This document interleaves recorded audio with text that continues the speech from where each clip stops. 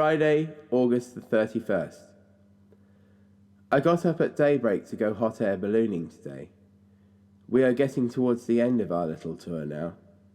Slowly the thoughts are creeping in of returning to Blighty.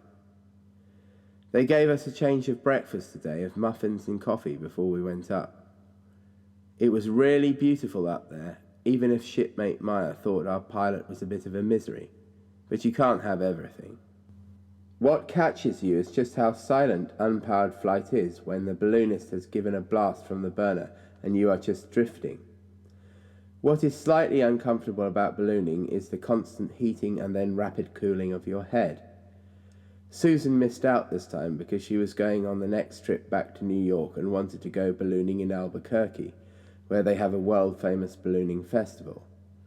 We were supposed to have champagne when we came down, but the balloon chaser, whom Maya described as a Forrest Gump type, lost us and took nearly an hour to reach us with the truck, by which stage we didn't have any celebration time left, but had to move straight on to meet up with the rest of the group in Las Vegas at 11:30.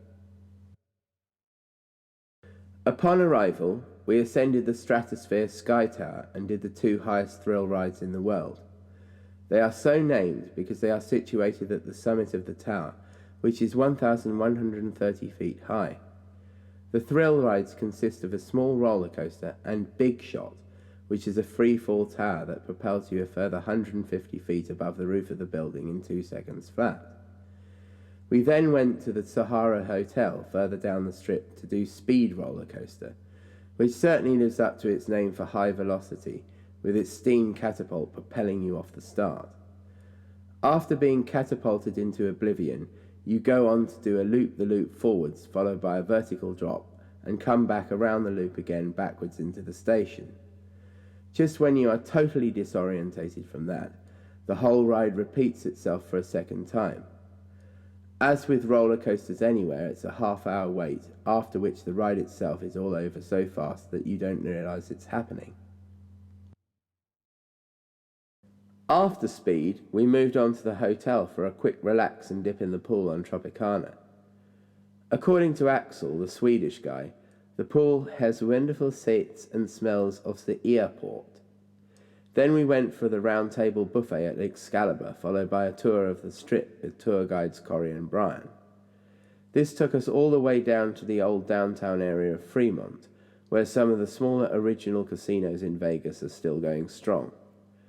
The whole area has seen a facelift in recent years, with a vast light and sound show called the Fremont Street Experience being added to allow the district a chance to compete with the more fashionable attractions and resorts on the strip.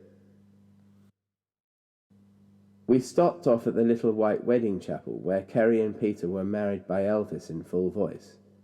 Then the greatest slice of luck happened. As we were dropped off on the strip, by a quirk or twist of fate, I found myself blessed with a little moment with Susan on my own, and I asked her out for a drink, explaining that I wasn't stalking her after all, but had just followed her accidentally when the others had gone the other way. I really hadn't realized she'd separated herself from the others and had gone to pick up tickets for a show later that night. We ended up going for a proper little evening date, as I got to chat her up in the Venetian bar.